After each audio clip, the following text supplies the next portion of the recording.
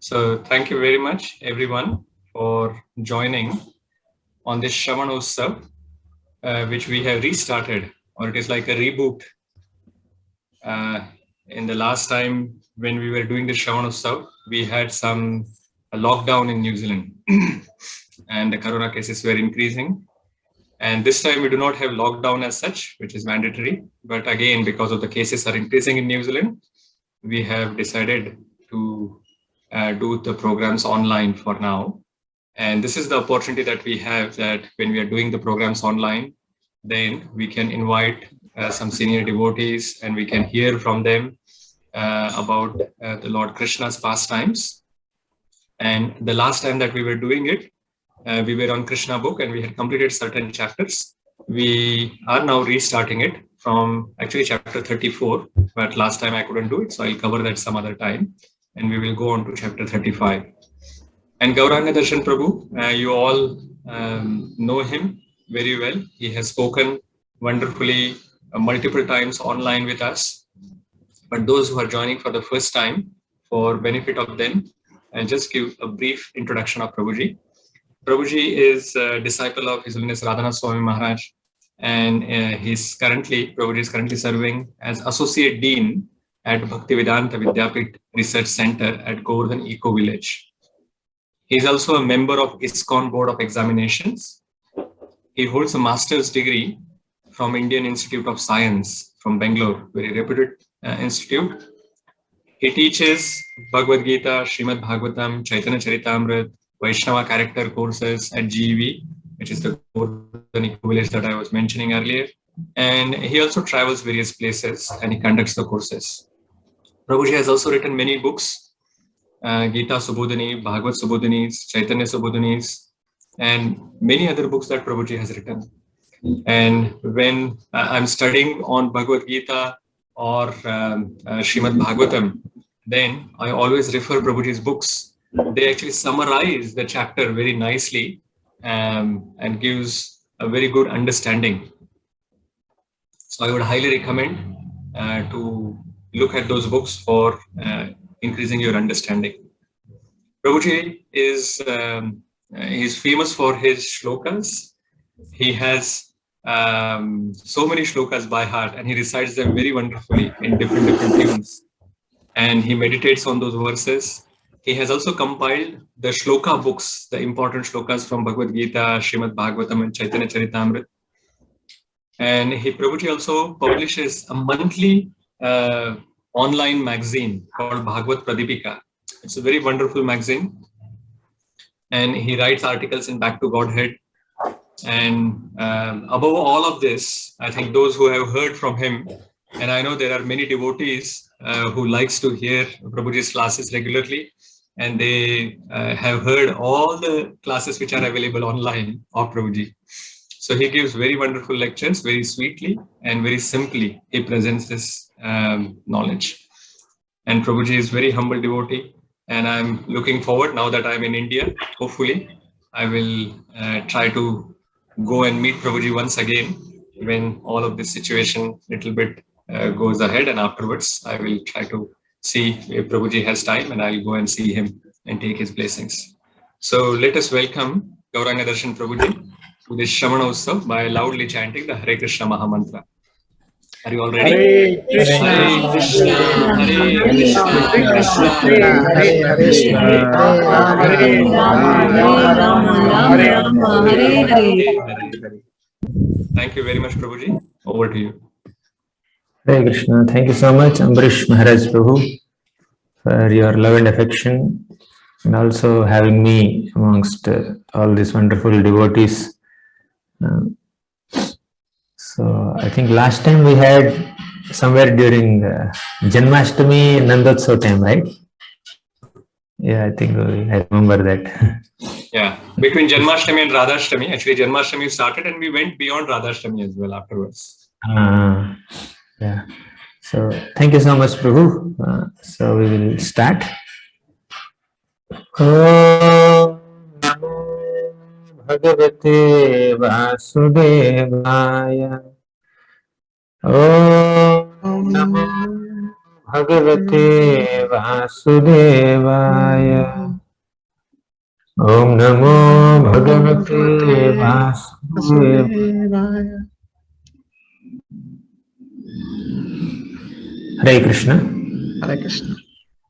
So I was asked by Ambrish Maharaj Prabhu to speak on the Yugala Gita, the 35th chapter of 10th canto of Bhagavatam is entitled Yugala Gita, means the song sung by the Gopis of Vrindavan in separation from Krishna as he was wandering in the forest of Vrindavan. Okay. So this chapter is very special. Of course, every chapter of Bhagavatam is special, and every chapter in 10th canto is even more special. And every chapter that describes the loving dealings between Krishna and the Gopis of Vrindavan, they are the most special pastimes of Bhagavatam, most special chapters of Bhagavatam. So now this chapter is not a pastime as such. This chapter is just a song, okay, a song sung by the Gopis of Vrindavan. So there are so many songs in Bhagavatam. Entire Bhagavatam can also be called a song because Bhagavatam is not spoken in prose, but it's spoken in poetry. Okay, anything that is said in poetry is called as Gita, song. Okay, everything is shlokas in Bhagavatam. So especially the Gopis of Vrindavan sing 5 songs. One is Venu Gita, that is the 21st chapter of 10th canto. Second is this Gopi Gita, that's in the middle of Rasa Panchadhyaya, that is 31st chapter. Then third is Yugala Gita, just after Rasa Panchadhyaya we have this Gopis gathering together and discussing about Krishna, that we are going to discuss today, Yugala Gita, 35th chapter. Then we also have Viraha Gita. Viraha Gita is the song of separation sung by the Gopis of Vrindavan when Krishna was being taken by Akrura to Mathura. Okay, that is Viraha Gita. Then 5th is Bhramara Gita. This song is sung by Srimati Radharani herself when Uddhava comes with a letter to meet Krishna, to meet the Gopis of Vrindavan. Krishna sends a letter to all the Gopis. So these are the 5 Gitas, also called Gita Panchakam by some scholars. There is a 6th Gita. Some scholars say like that, but within Bhagavatam that's not very much mentioned by the commentaries of Acharyas. That is called Pranaya Gita.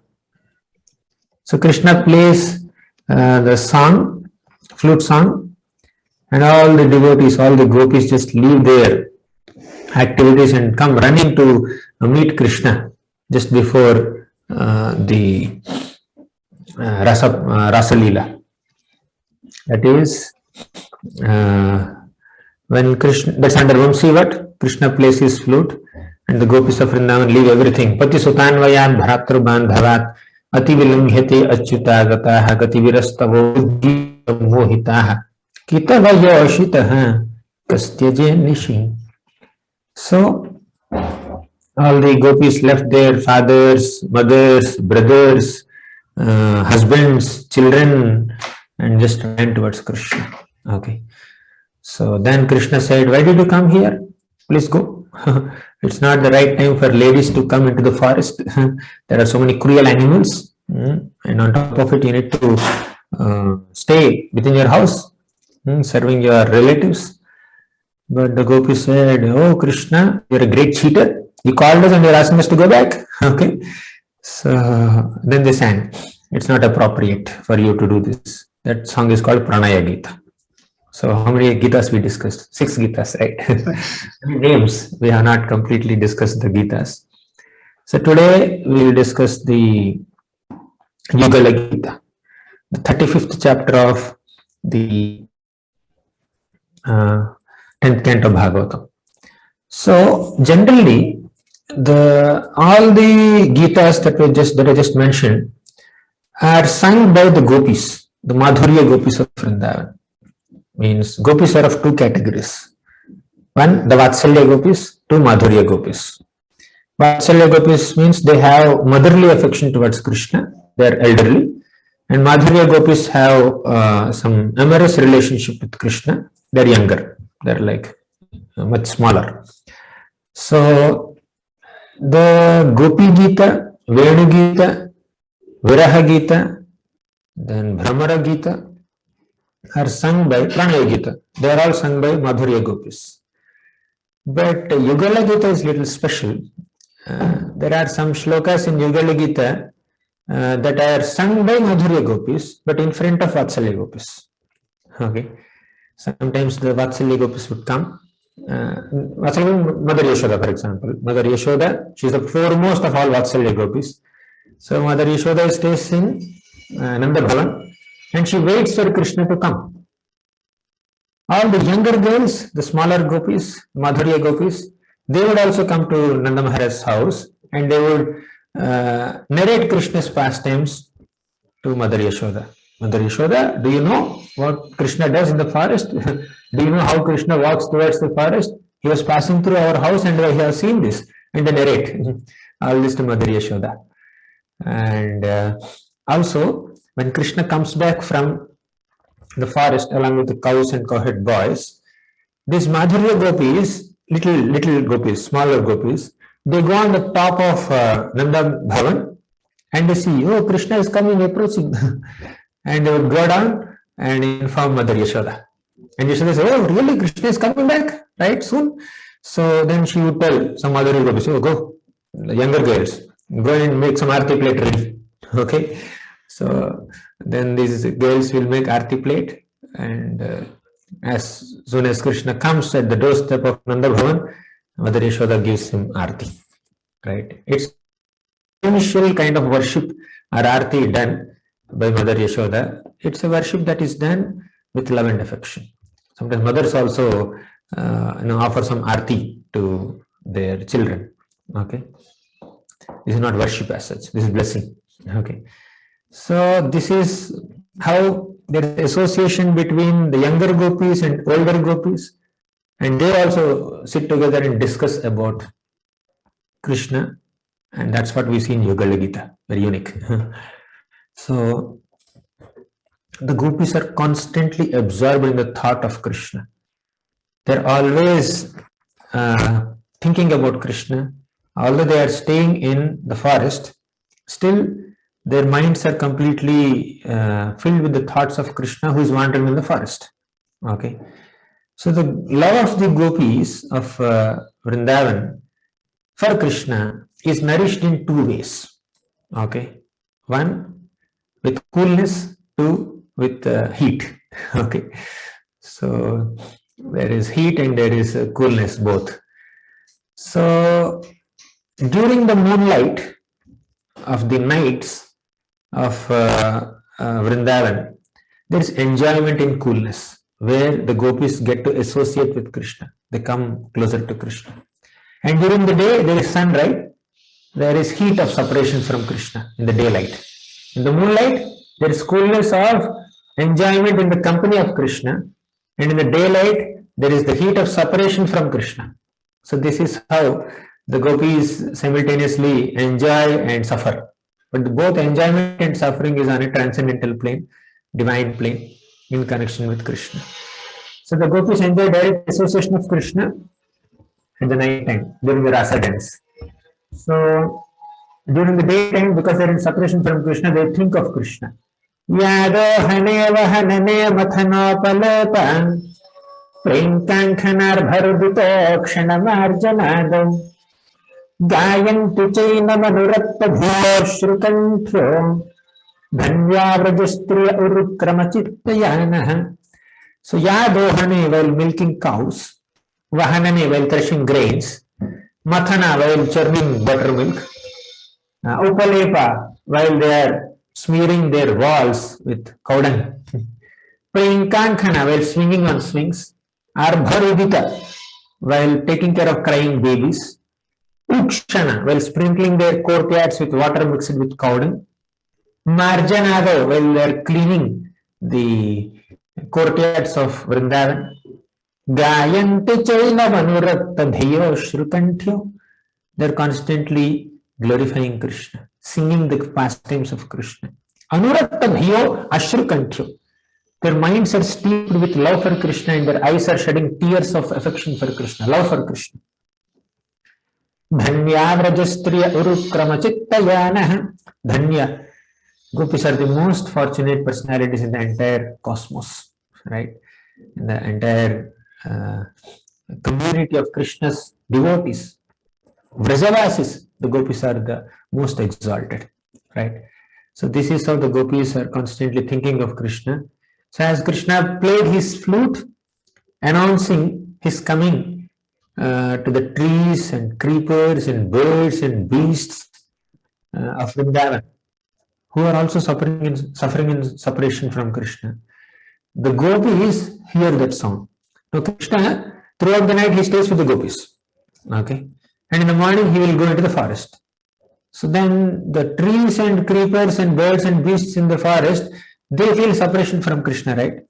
So Krishna plays flute, announcing that I am coming, don't worry, okay, you get to see me. So then that sound of Krishna's flute is heard by the gopis also.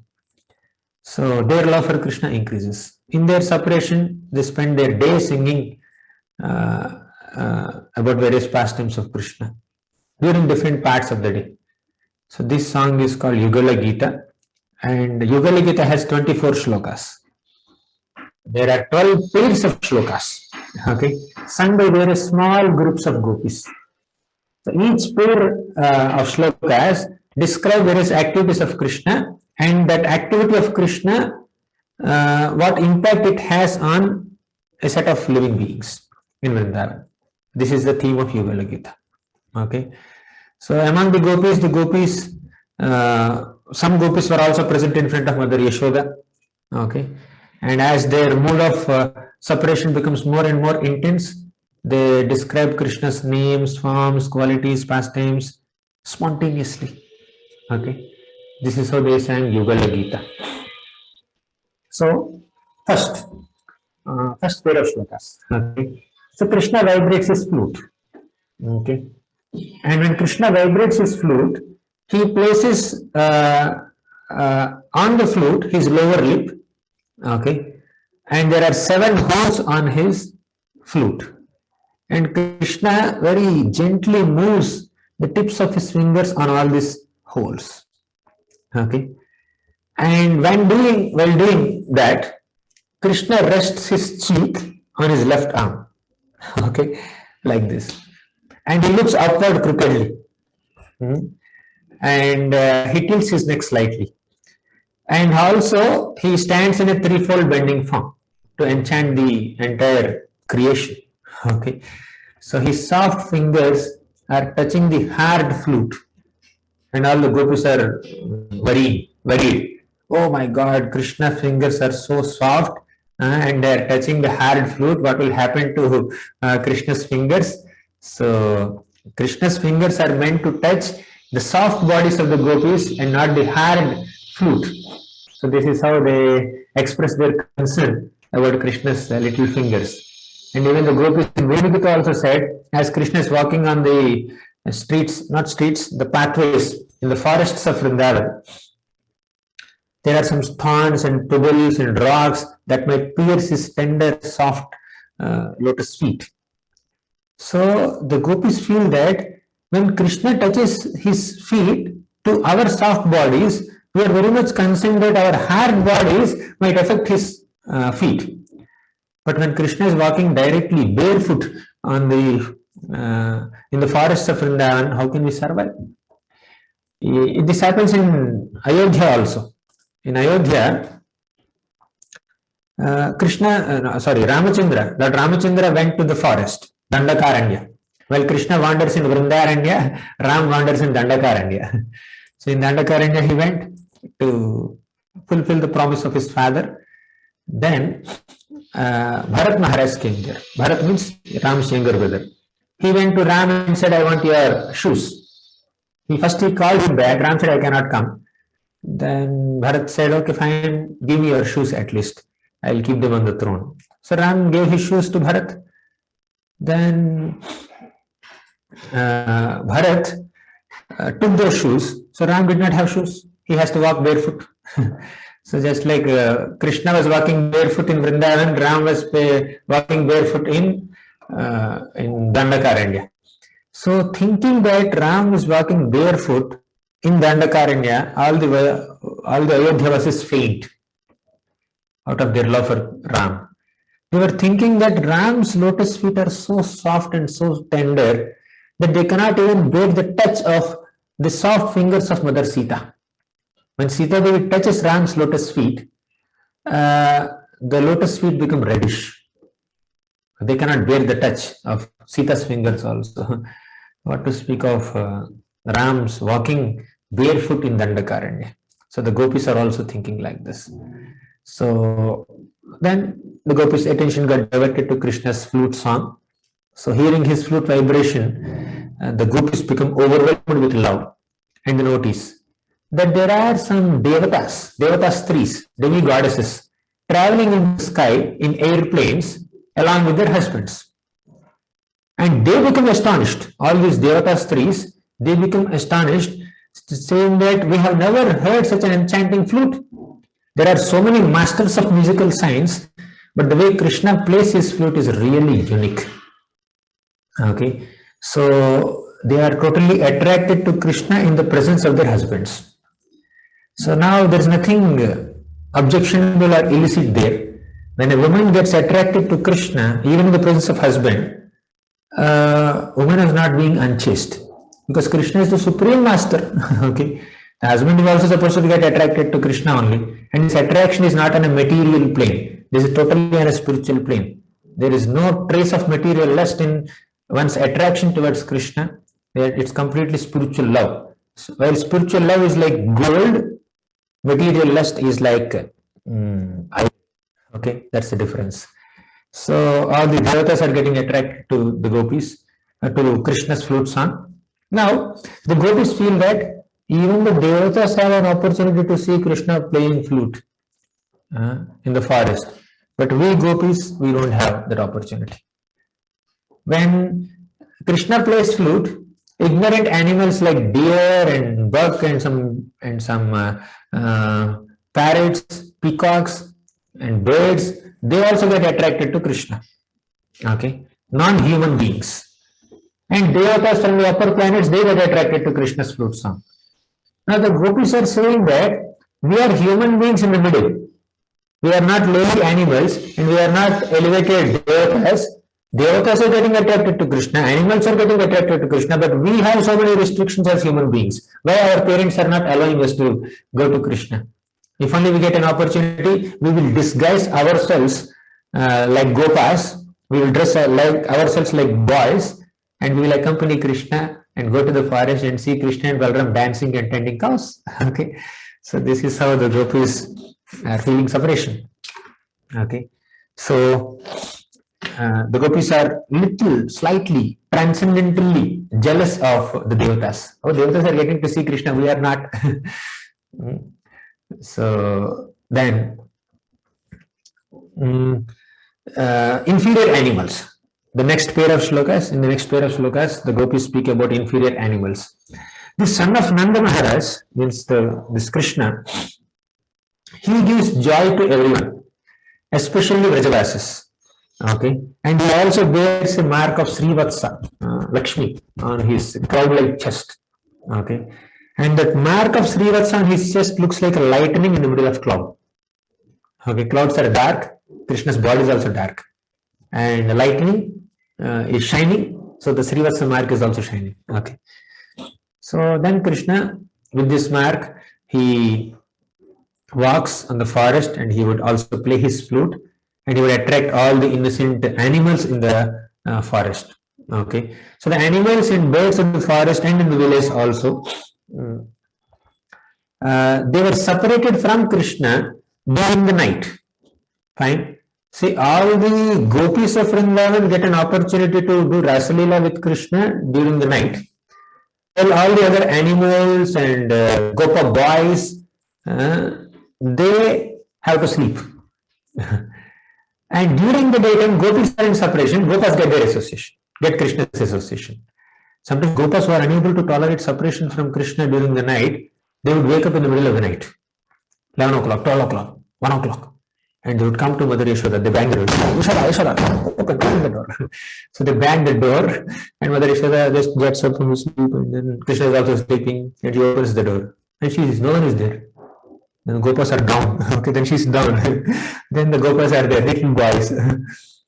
They would tell, Krishna, come, pack your lunch bag. Let's go to the forest. Yashoda Mata, did you pack lunchbox of Krishna?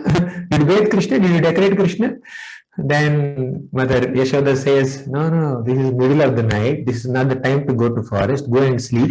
Get up in the morning and you come in the morning. I'll send Krishna. Let him sleep. Let me sleep. Go and sleep. Then the gopas will go back. Okay. So this is how all the gopas are in separation from Krishna during night time. And gopis are in separation from Krishna during daytime. Okay. So now even animals and birds also, they are in separation from Krishna, the forest animals, during the daytime. So when Krishna during the daytime goes into the forest, all these animals and birds like the bulls and the deer and cows, they become captivated by that sound of Krishna's flute. They sometimes when they are eating their food, say cows are chewing grasses, Krishna plays his flute, and the cows forget to eat. Okay, and the calves are drinking the milk of the cows, and when Krishna plays his flute, then the calf forgets to drink milk. Calf looks in that direction, and the mouth that is already going into the milk that is already going into the mouths of calves, that will just fall off. Okay, so this is how Krishna attracts and distracts the cows and calves also. Okay, so generally calves are totally focused. You can distract them when they're drinking milk of cows. We can come to GV, go to Goshala. You can see little calves drinking milk of mother cows. So nobody can distract them. You pull the calf and pull the tail. Calf is not bothered at all, just completely focused on drinking milk. When Krishna plays flute, the calf moves in the direction. Calf doesn't even notice that the milk is going away from its mouth. This is how Krishna can attract the minds of the cows and calves with his flute song. They become stunned in ecstasy. They appear as if asleep. Like calf is so restless sometimes. But calves and cows become like paintings, figures in a painting. They don't move. 3D becomes 2D when Krishna plays flute. And 2D becomes 3D when Krishna plays flute. Immovable objects start moving, and movable objects stop moving. When Krishna plays his flute, the birds who are constantly restless, they sit on the branches of trees and close their eyes and then stand still like sages. They are focusing on their on the flute song of Krishna. The stones that are immovable, they melt in ecstasy. When Krishna sits on a rock and places his lotus feet on a stone and plays his flute, the stone melts. Okay, and Krishna's lotus footprints are imprinted on the stone. Okay, so this is how Krishna's flute song can melt stones and stop the rivers. Rivers are flowing, the rivers will stop flowing when Krishna plays his flute. So the next pair of shlokas describe the attraction of rivers to Krishna. Okay, so Krishna decorates himself with leaves, peacock feathers. There's a lot of disturbance somewhere.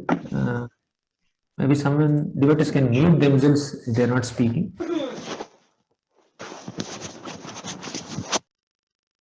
Okay. So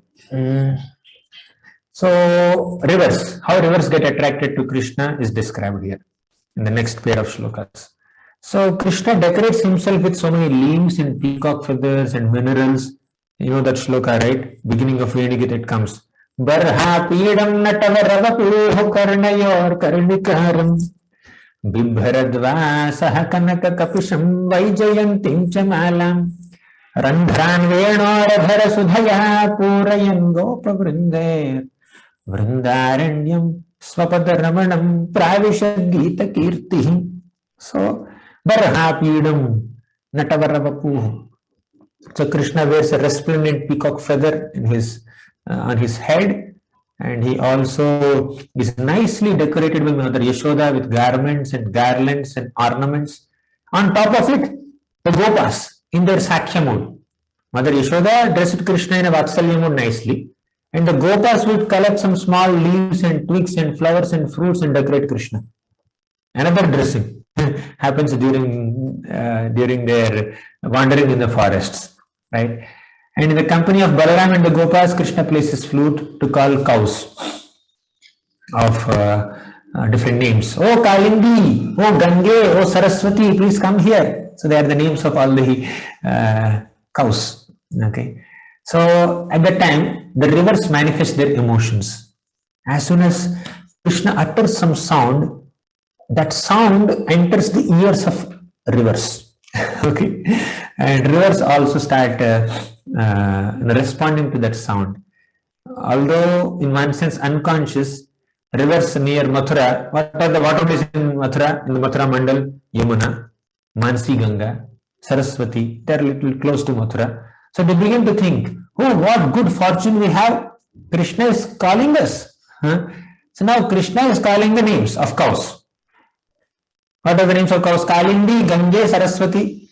But these are the names of rivers also. So when Krishna is calling cows, the rivers close to Mathura Mandal think that Krishna is calling them, and the rivers start coming towards Krishna. Okay. So Mansi Ganga, Yamuna, Saraswati, they think that these are our names. So what good fortune Krishna is calling this. Maybe Krishna wants to bathe in our waters. With strong currents, we will break the banks and flow towards him. Although our flow is this side, wherever Krishna is, we have to flow that side. Let's go that side. Let's inundate some people on the way, no problem. They will be purified. So they are deciding like this to come closer to Krishna. So, but they merely wait with their arms trembling out of love. What are the arms of rivers? The waves. The waves are the hands of rivers. So then they start thinking that, oh, we are unqualified. Okay.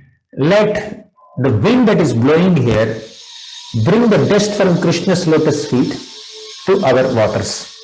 So let our waters be mixed with Krishna's lotus feet and dust from Krishna's lotus feet. So this is how they expect. So they think that we are not so fortunate like those cows that can run towards Krishna. Although their emotions are strong, at expression level, they kind of, okay, it's not Krishna's order that we break our banks and go towards Krishna. Although they had that enthusiasm. But the water bodies which are there within Vrindavan, and whenever Krishna goes close to those water bodies, then the water bodies become very ecstatic, and with their arms they make offerings to Krishna. This is described in Veda Gita also. So the arms of the rivers or water bodies are the waves, and the offerings that these waves make are the lotuses. Lotuses grow in the ponds, right, in the rivers and in the lakes. So the hands of these rivers, which are the waves, bring all the lotus flowers that are growing there towards Krishna's lotus feet. Okay, Krishna, please take this. Okay. And the rivers are like us, the gopis. The gopis are narrating how rivers get attracted to Krishna's flute song. And they say that, oh, these rivers are also like us only, the gopis. Although the rivers have so much of attraction and affection for Krishna, they are unable to change their courses and come towards Krishna. Similarly, we are also attracted to Krishna, but we are unable to come out of the village and enter the forest and be with Krishna. Okay. So we sometimes get Krishna's association, we are sometimes deprived of it. So everybody is like this only. Only the flute gets constant association. Everybody else, the gopas, gopis, the animals and the rivers, they all get association of Krishna at specific times, not whenever they want. So noticing the desires of all these different devotees, Krishna felt that, okay, I need to give my constant association to all of them simultaneously 24/7. Krishna felt like that. That's why he lifted Govardhan mountain. One reason why Krishna lifted Govardhan mountain is to crush the pride of Indra. But the deeper reason, more important reason why Krishna lifted Govardhan mountain is to give his association for 7 days and 7 nights, 7 by 24, to all the Gopas, all the devotees of all rasas at one point, right? So the Gopis get to be with Krishna during the night, the Gopas get to be with Krishna during the daytime, and the cows and calves, the Shanta Bhaktas, they also get to be with Krishna during the daytime, not so much in the night time. And the Dasya Bhaktas like Rattaka, Patraka, Chitraka, who are the house servants of Nanda Maharaj, they get to be with Krishna and serve Krishna when Krishna comes back from the pasturing grounds. So they don't get constant service to Krishna in Dasarasa. When Krishna is with the Gopis or Gopas, the people who are in Dasarasa, they don't have much role to play. For example, Patraka may get a lunch box for Krishna. Mother Yashoda nicely packs this lunch box and gives to Raktakar, Patraka, Chitraka, and they carry that to Krishna sometimes. And he gives the box and then he has to come back. But he cannot be there so much like the Gopas do. So friends are friends, servants are servants. Okay. So now Krishna felt that all the devotees of all rasas, whether they are Shanta Bhaktas or Dasya Bhaktas or Saksha Bhaktas or Vatsalya Bhaktas or Madhurya Bhaktas, all of them should get my association. So he lifted Govardhan. 1 week he gave that full association. And after Krishna kept the Govardhan mountain back in its place, and after rain of Indra stopped, none of these devotees, none of the Vrajavasis have any interest to go back to their houses. They thought, why Indra stopped rain? What happened to him? Maybe he could continue his anger and continue to reign for the rest of eternity, no problem. Okay. They have no anxiety about what happened to my house, what happened to my Goshala, what happened to my treasury, what happened to my grains. No, whatever happened to our property, let it happen. But this pleasure of being with Krishna cannot match with all this property that we have. So, like that. So next, trees get attracted to Krishna. So what to speak of rivers? Rivers are perfected beings. There are presiding deities of rivers, Ganga, Saraswati, Yamuna. So even the immobile trees, at least rivers have some movement. Their movement will be restricted. They have a course, they have a path in which they flow. Every river will not flow in all directions. Different rivers flow in different directions towards the sea. But the trees move only. They will stay at one place. At the most, they will move lightly, slightly like this when there is wind. That's all. Sorry, I have some cold. So the Krishna wanders in the forests with his friends, and the friends constantly chant the glories of Krishna's magnificent deeds. Pravishat Gita Kirtihi, all the Gopas are doing kirtan of Krishna's glories. So the cows leave the bank of the river and wander towards mountain sides, joyfully grazing on the grass. So Krishna calls them. He may call them with their names sometimes, or he may even call them with the sound of his flute sometimes. Okay. When Krishna calls them with names, he may not have the time to call each and every cow with her name, because there are 9 lakh cows. How long he will call? So he will call one name, and each and every cow will hear her own name. Okay, only Krishna can do like this. So definitely Krishna exhibits his great power and strength and opulence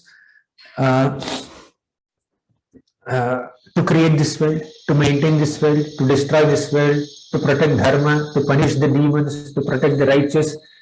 But the highest manifestation of Krishna's power and opulence is in reciprocating with his devotees.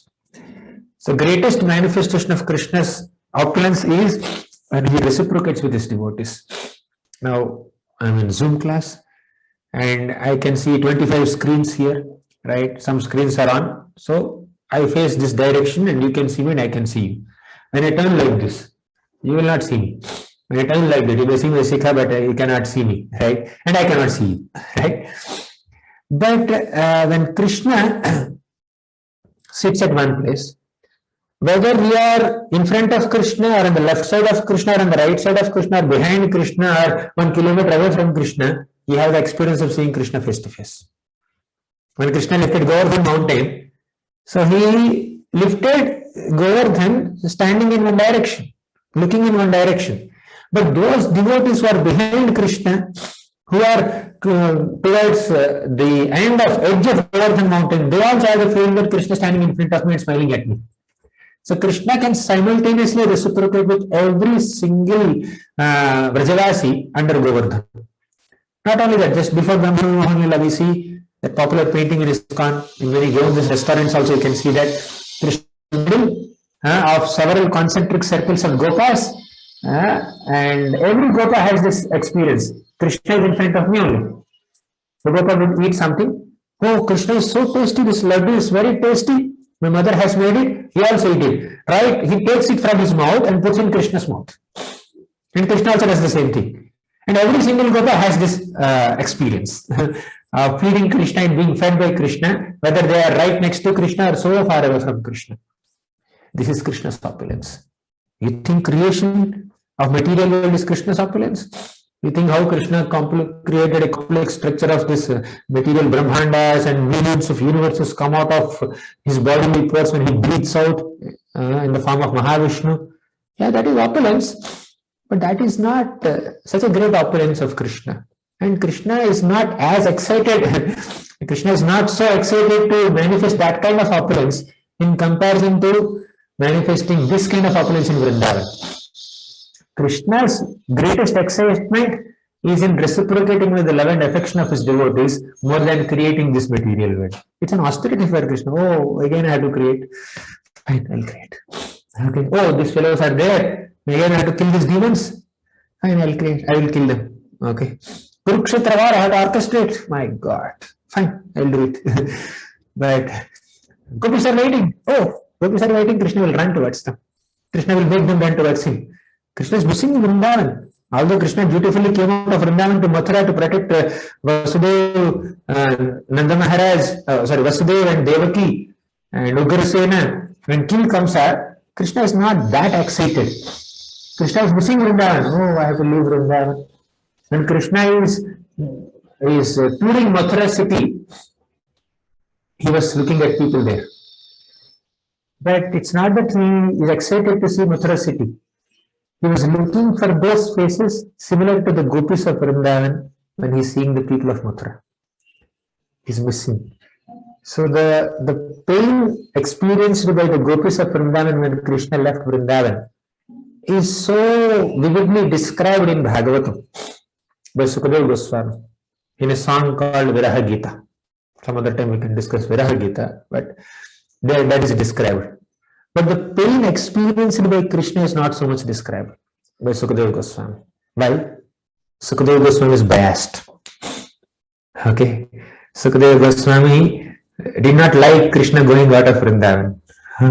So why Krishna is going to Vrindavan? Why he left Gopis like this? Sukadeva Goswami is also on the side of Gopis.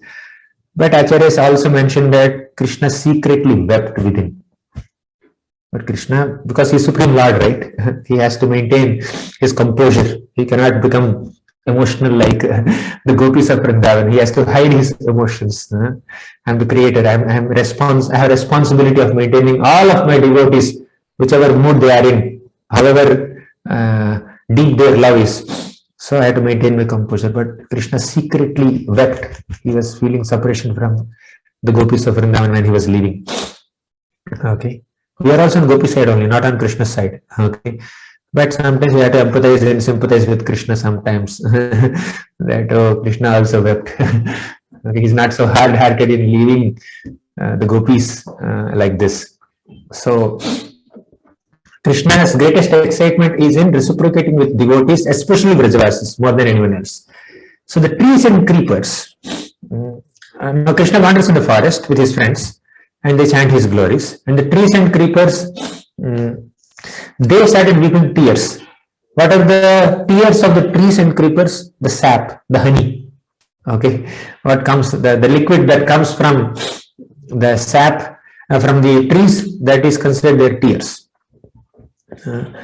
So they are also lamenting in separation from Krishna. Now they see Krishna, they feel so happy. Next, the bees get attracted to Krishna. Okay, Krishna is Darshaniya Tilaka, the most excellent amongst all beautiful things. Darshaniya means that which is worth seeing. So Tilaka means the best.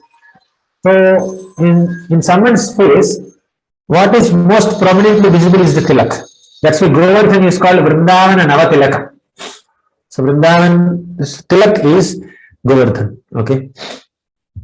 So Krishna is Darshaniya Tilaka. Amongst all those people who are worth seeing, worth looking at, Krishna is the most excellent. So he is also decorated with another attractive tilak. He himself is a tilak, and he is decorated with a beautiful tilak, Kasturi tilak. Okay, that Kasturi is taken from the mineral-rich earth in Vrindavan forest. And Krishna wears a garland which is called Vaijayanti Mala. He wears a garland of 5 colors.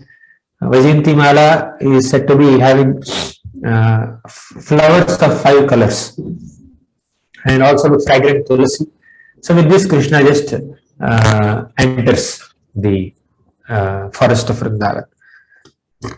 And then there are some water birds in the water bodies.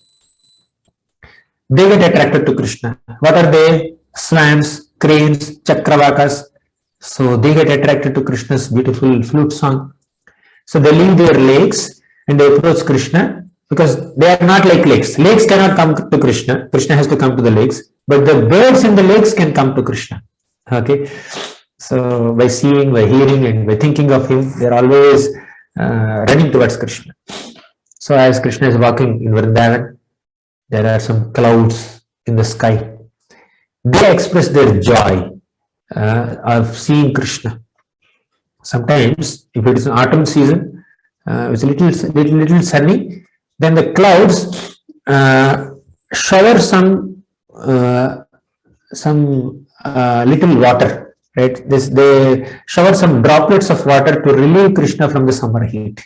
Okay, so what season it is, it doesn't matter to the clouds.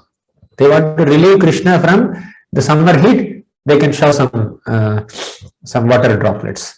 So Krishna enjoys with Balaram and the Gopas on the mountain slopes of Govardhan, and he playfully wears a garland on his head like a crown. So the garland is made of petals of different colors. Okay, and also then Krishna sings this Mallara Raga. Raga is a tune in which Krishna sings his flute. So while he plays that flute, the cloud becomes attracted. So that the Krishna plays specific ragas to attract the attention of clouds. And the cloud in the sky is afraid of offending a greater cloud. Who is the greater cloud? Krishna. Krishna is a greater cloud because he also has this Nili Megha Chaya, right? So he also has this complexion like a cloud. So he's a greater cloud. We are insignificant clouds. Okay. Clouds get dispersed. Krishna will not get dispersed. So there's a cloud rumbles very softly, gently. Let me not make so much sound. The real cloud, Krishna, is making flute sound. And we are like insignificant clouds. We are making some rumbling voice. So let us maintain a low profile in front of Krishna. Okay. So thinking that Krishna is tired, the cloud sometimes showers some sprinkles of fine rain particles. And also the cloud forms an umbrella above Krishna's head. You see, like when you are walking in sun, sometimes cloud comes upon you and you feel that shade. Okay, you may not go under a tree or in the shade of a building, but you can see that there is some shade around you, that is cloud shade. So the cloud protects Krishna from summer heat by providing shade to Krishna. So now the Devatas, when it is the afternoon, the young gopis went to Mother Yashoda's house. See, all this description that I am giving is the description given by the gopis of Vrindavan. Okay, they are sitting in small groups and they are discussing Krishna's activities in Vrindavan. That's the whole theme of this song. So in the afternoon, the young gopis went to Yashoda's house, and Mother Yashoda is also in separation from Krishna. Oh, did Krishna eat his lunch or not? So in those days there is no WhatsApp message and video calls, right? So now mothers may make video calls. They say, "Oh mother, I'm eating now lunch." But in those days, such things are not there. But still, the emotions are millions of times stronger than the current day. Okay, so Mother Yashoda is meditating. So, desiring Krishna's quick return, the gopis earnestly describe to Mother Yashoda Krishna's qualities and activities. So, in the morning time, till lunch time, they have done many of their household duties, and at lunch time, they gather at Mother Yashoda's house and they start discussing Krishna's activities. So, after lunch, somewhere in the afternoon, early afternoon, we have some time, right? So the gopis, instead of sleeping at that time, they discuss Krishna Katha. They go to Mother Yashoda's house and then discuss Krishna Katha. So we can also try that.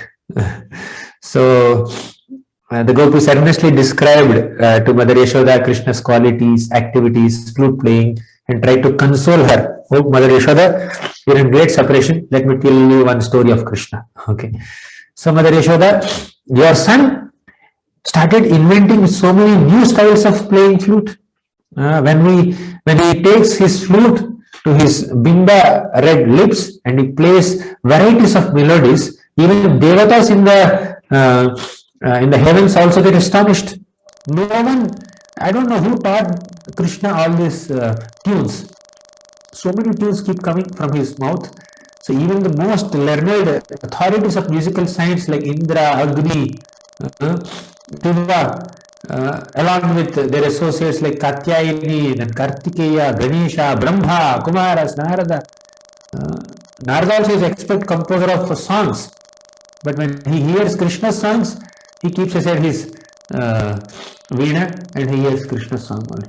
He's better in music than me. Okay, my musical sense is not so great like Krishna's. So like Garuda and other associates of the Lord also come there to hear Krishna's flute song. And sometimes they cannot even comprehend the raga and tala of Krishna.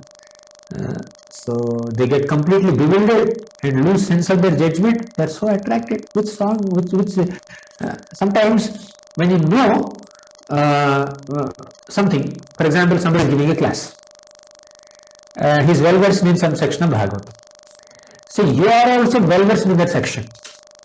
Okay, when you sit in that class, from one perspective you can relish it more. From another perspective, you can guess what's going to come later. Okay, so when you already have that knowledge, oh, next sloka is this. He's going to explain like this.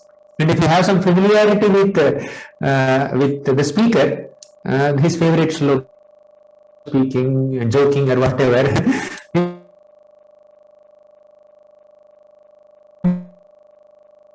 You can easily, it's his way of singing this song is beyond the comprehension of even the masters of musical science. Okay.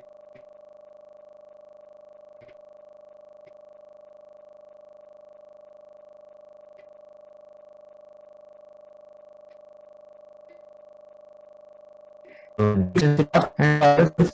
statement is a suspense to us.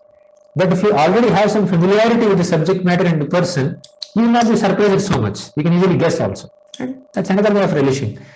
But in comparison to Krishna, what are these devatas? How much musical sense they have? So they are constantly getting mesmerized by Krishna's songs. Okay. So then after discussing like this with Mother Yashoda for some time, Mother Yashoda just got up and she went into the house to take care of some household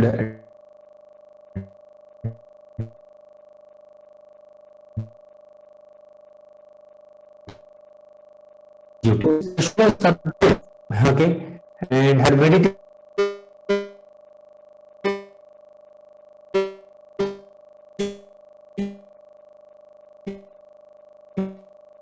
and Krishna, right?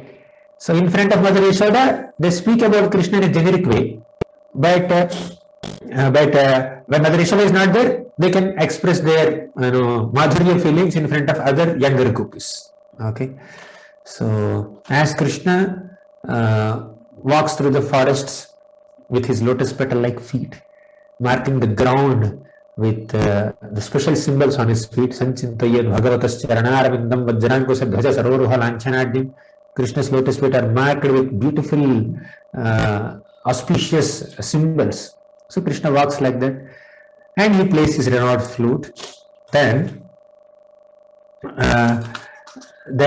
he plays his flute.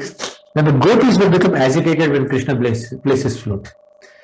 So then they are even unaware what's happening to their bodies, what kind of expressions they are doing, what's happening to their dresses and decorations. They are unaware. So they express that to other gopis. Then when Krishna plays his flute, Krishna calls his cows and starts counting them. He counts the cows. And he has a string of jewel beads. And on that he would start counting them. And he has 9 lakh cows.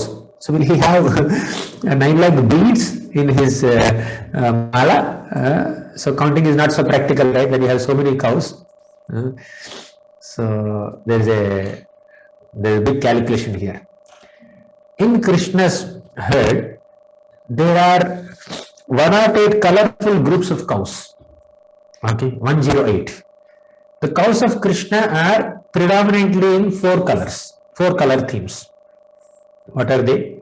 White, red, black, yellow. Fine. White cow, Dhavali, red, black and yellow. So there are 25 subdivisions of each color. Each color has multiple shades. Now there is black cow, little grayish cow, little lighter gray like that. And there is a red cow. Red also has multiple shades. Right from orange to dark brown, there are multiple shades, right? So red, maroon, a little darker maroon, lighter maroon, lighter red goes towards orange, and darker red and darker maroon goes towards brown. So these are all one shade. So there are 4 color groups, and in each color group there are 25. Okay. So there are total 100 groups. Fine. And we said that there are 108 groups, right? We counted only 100 groups. There are 8 more groups that have qualities of being shapes. Okay, shapes of head is another criteria. So, when the head is shaped like mridanga drum, that's like mridangi cow. Okay, so like that, depending on the shape of the head, you have seen some head shape and horn shape. Some horns are like this, some are very small. Some ears are like this, some ears are just hanging like this. So depending on the face shapes also there are some groups made. So to count these 108 groups of cows distinguished by their color and form, Krishna uses some beads, some japmala that has 108 jewel beads. So the cows and calves are unlimited. It's impossible to count them. But you can count them according to group. Okay, red group has come, brown group has come, like that he would count. So when Krishna calls out, hey, Dhavali, Dhavali is the name of a white cow.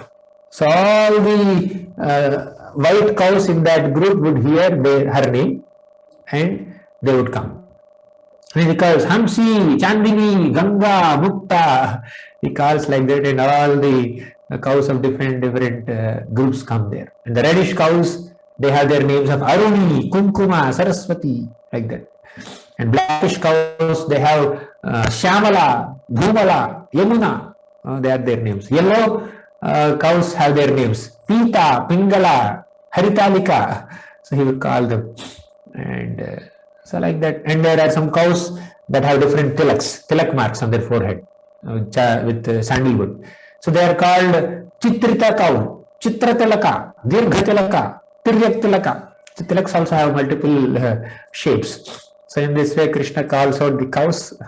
So Krishna wears a fragrant garland of tulasi flowers, tulasi manjaris, and he put his one arm on the shoulder of affectionate Gopa, and he would play flute, and all the cows would come.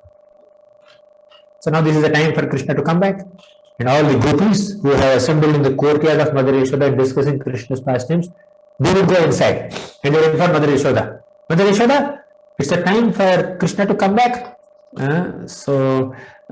Please, it's a time for you to receive Krishna. Then Mother Yashoda Yashoda makes the arati plate for Krishna, to receive Krishna. And I already told in the beginning, some of these younger gopis, they would go on the rooftops, and from the rooftops they would see Krishna. First the dust of the cows come, and then Krishna comes. So while playing flute, they would hear the sound also. Then they understand that Krishna is coming back, and they receive Krishna. So they are so joyful seeing Krishna's return. Like we may get excited when we see somebody coming to our house after 1 year or 2 years. There's some excitement. Every evening the person is coming. What is the great excitement and celebration?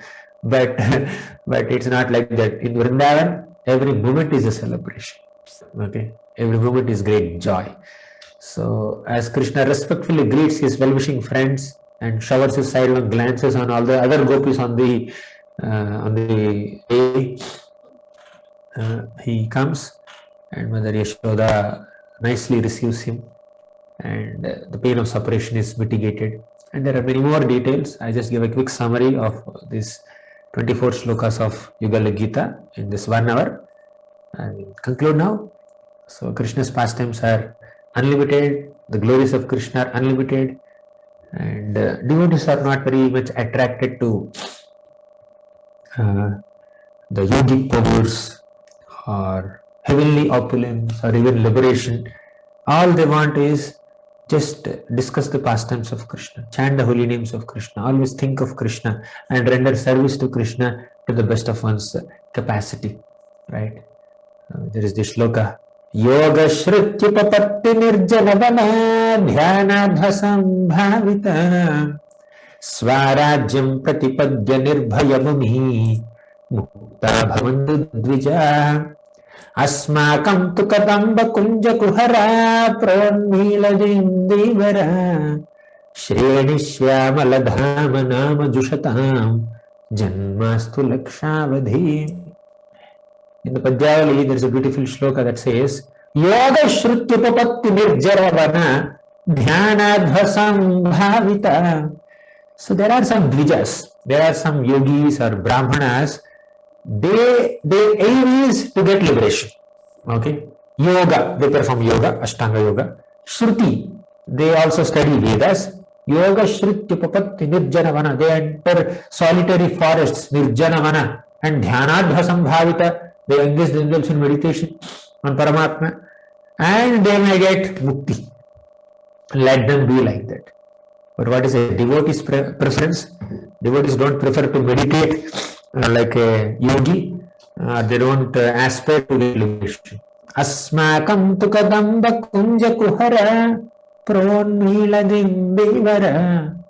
Devotees always want to discuss and meditate on Krishna. And here Krishna is so beautifully described in this shloka. You see, Krishna's body has this dark bluish complexion, and Krishna wears yellow garments. Okay, so this scene of Krishna is like some blue lotuses blooming in a grove of yellow kadamba trees. Asmakam tu kadamba kunja kuhara pronmila dindivara. So just imagine there are some blue lotuses growing in a water body, and that water body, that little lotus plant, is in the middle of kadamba groves.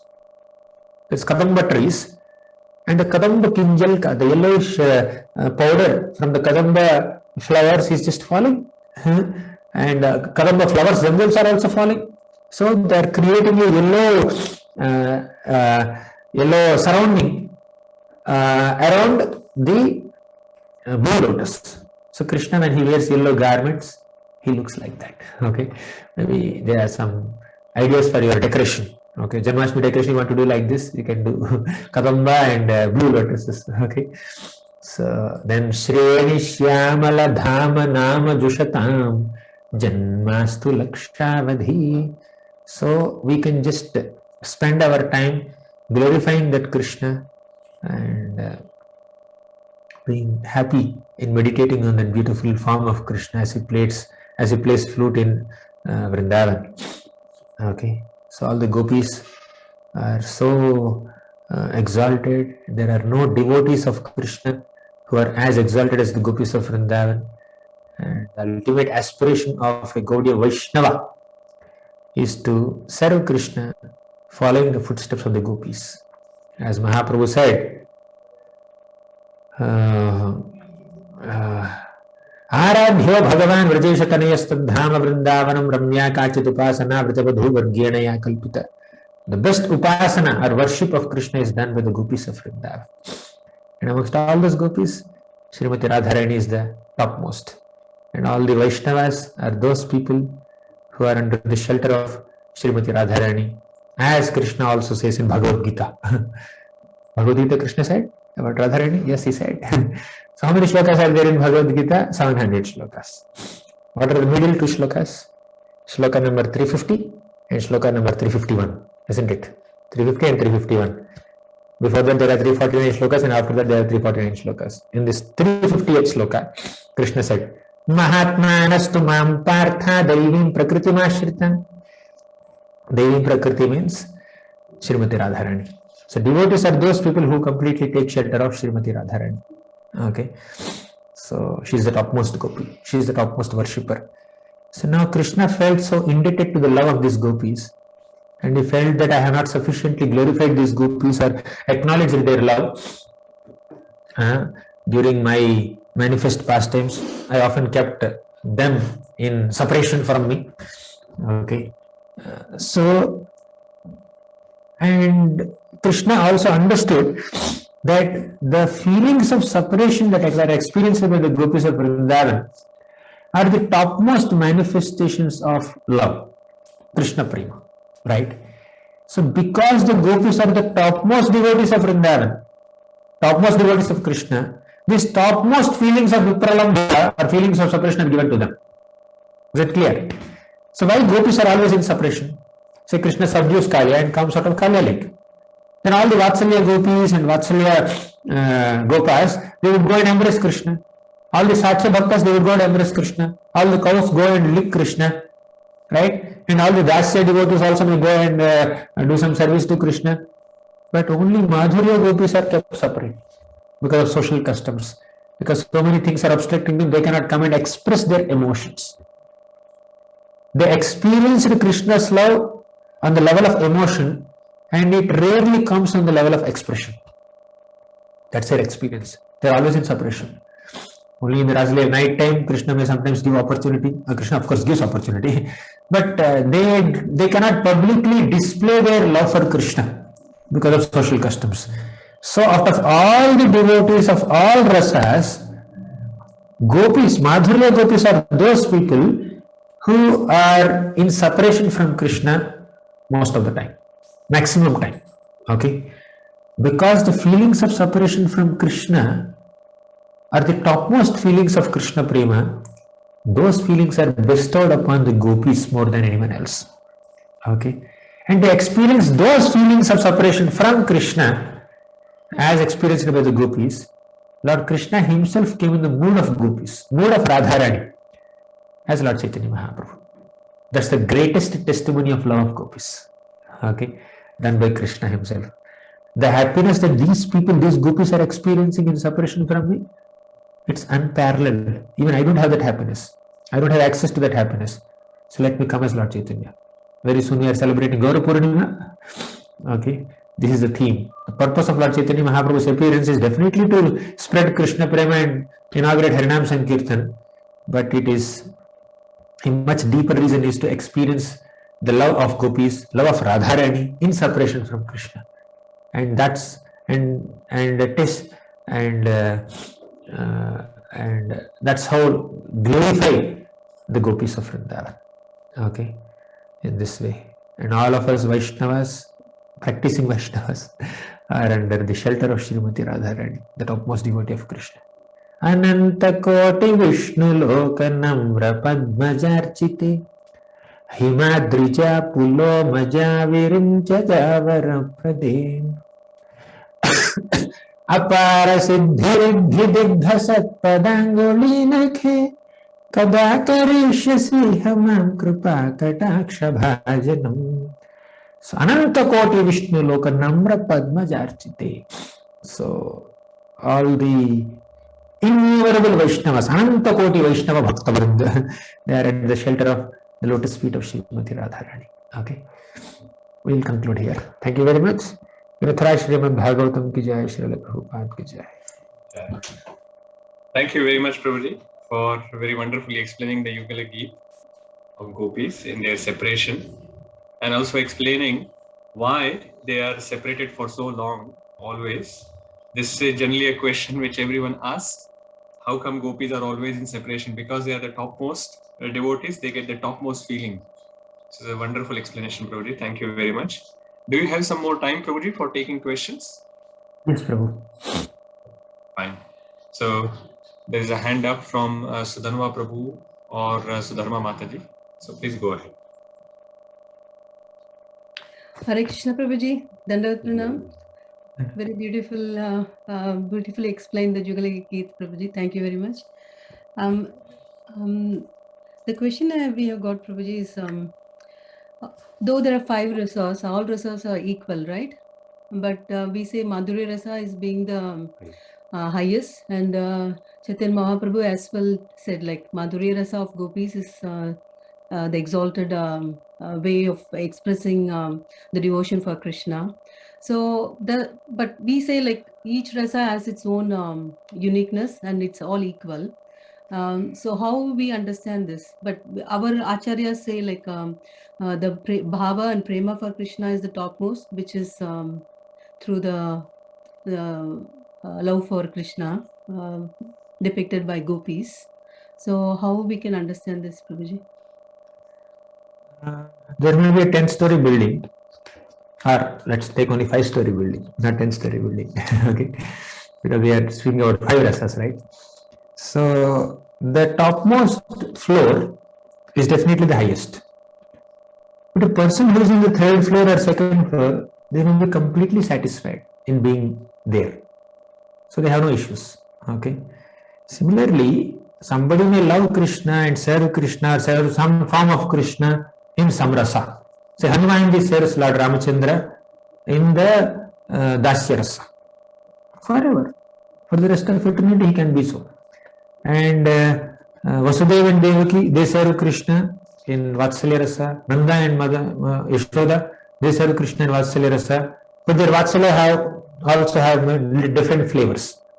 So Vasudeva Devaki's Vatsalya is in Aishwarya mood, and Nanda Yashoda's Vatsalya is in Kevala mood. Pure Vatsalya.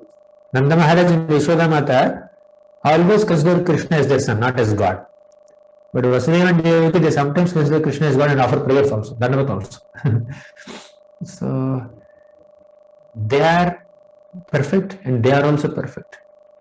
They are Nitya Siddha devotees, these are also Nitya Siddha devotees, and the difference between their flavors of love for Krishna is also Nitya Siddha. Okay. So different devotees may love Krishna and serve Krishna in different flavors and different moods, and they are perfectly satisfied in their particular mood. But by doing an unbiased comparison between all these rasas, we consider Madhurya in Parakiya flavor as exhibited by Gopis of Vrindavan as the topmost. Because Krishna relishes it more than anything else. So yes, Sakhya Rasa is great, but that Sakhya that has friendship with Krishna lacks that affection from a parental side. An equal is equal, an elder is elder. Okay, so Vatsalya is higher. So Vatsalya definitely is higher than Sakhya, Dasya, etc.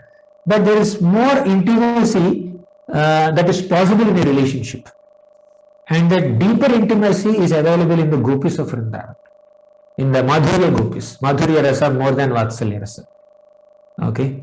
So Madhurya has flavors of all the other rasas. Right. So in that sense, it is the highest. There is much more longer explanation we can give.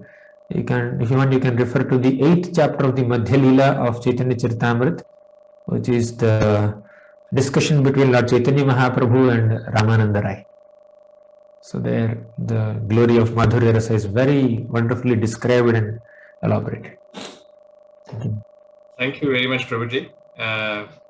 Clearly, you're not feeling well, and still you are actually giving this lecture for all of us to explain to all of us these intricacies of Krishna Katha.